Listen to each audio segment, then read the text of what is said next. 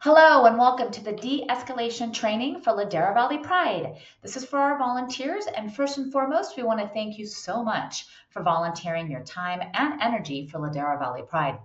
This training is for all volunteers representing our organization at tabling events, social gatherings, family picnics, event fundraisers, and our yearly celebration. Please keep in mind that your event might require additional notes or information, so please check with your volunteer coordinator.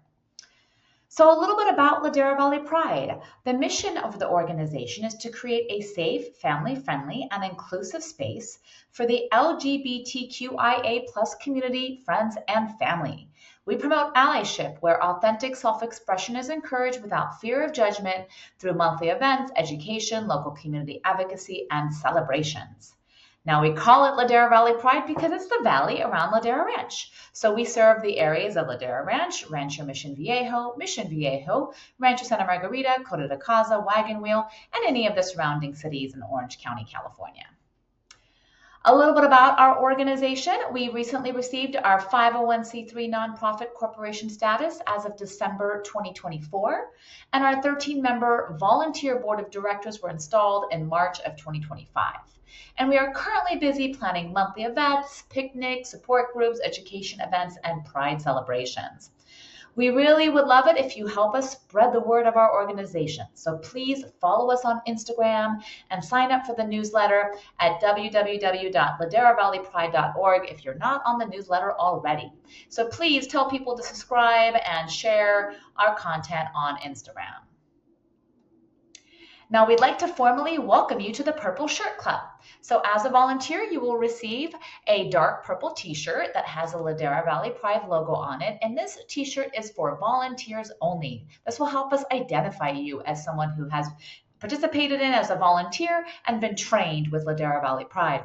So please wear this t-shirt to any of the events that you're volunteering for. And then also we welcome you to wear them at any other Pride event. We would, however, ask you to please refrain from wearing this t-shirt at a political protest. This is just because of our 501c3 status. There are some rules that prevent us from being able to allow this. Now, we'd also recommend if you're willing to make a $10 donation, it's not required, but to cover the cost of the t-shirt.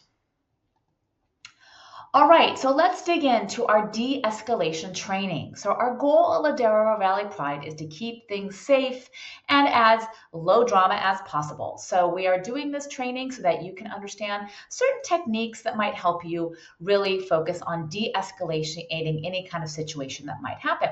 So at an event or at a Pride event or at a tabling event, you might encounter someone who's coming up to you with some abusive language. It is never fun. It is very uncomfortable. But our goal in this situation is to not focus on the aggressor. All right. So, for example, let's say there's a pride celebration happening and there is someone nearby using some really ugly and abusive language. The idea would be to not to yell and scream at the aggressor, but instead to focus on the pride-friendly participant who might be experiencing an emotional response to that aggressor. That's really the biggest scenario that you want to look out for, because if the two, attendees of the event, as well as the aggressor, if they start to communicate with each other, things can get escalated. So our goal is to just maybe look at the pride attendee and maybe try to create some space between the two parties. So maybe ask the attendee to move a little further away. This can help reduce tension and prevent physical contact. And then you can speak to and face the attendee directly, not the aggressor. And again, create space with your words and tone. Try to be really calm. Try to really focus on a redirect and get them away from the situation. And you can you can do this again with creating space with your body or creating space with your language and the tone that you're using. Now, if there is someone who is attempting to take videos or pictures of a Ladera Valley Pride participant, then we would ask you to physically stand in the way to help avoid the image capture. And you can do this by turning your back towards the aggressor or the picture taker. Avoid stare downs. Just turn your back to them and place your body physically in the way so that the picture can't be taken. Now, in this process, you do want to make sure that you check in with yourself because, of course, the situation can be emotional for anybody. So we encourage you to do your best to maintain your composure. Take deep breaths and stay focused. Your calm demeanor can really help set a positive tone. Maintain an open body language. Avoid crossing your arms or standing too close, as this can be perceived as confrontational. We are not asking you to be security here. We're just asking you to help try to de-escalate the situation. So language that can really help in the situation, especially if you're speaking to the Pride attendee, is to say something like, I understand how this can be frustrating, because you do want to validate their feelings, right? You want to make sure that they feel heard.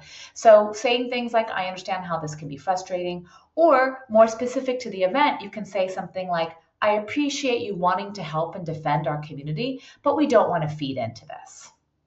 And then finally, you can offer a distraction, suggest the event participant visit a booth, or try out an activity.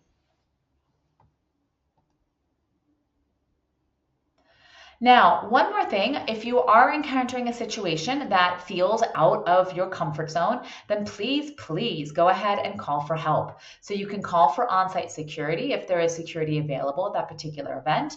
You could call the non-emergency line if you want to call the sheriff or police to stop by, and that number is going to be different from city to city. So you can do a quick Google search and find the non-emergency line and go ahead and ask them to swing by.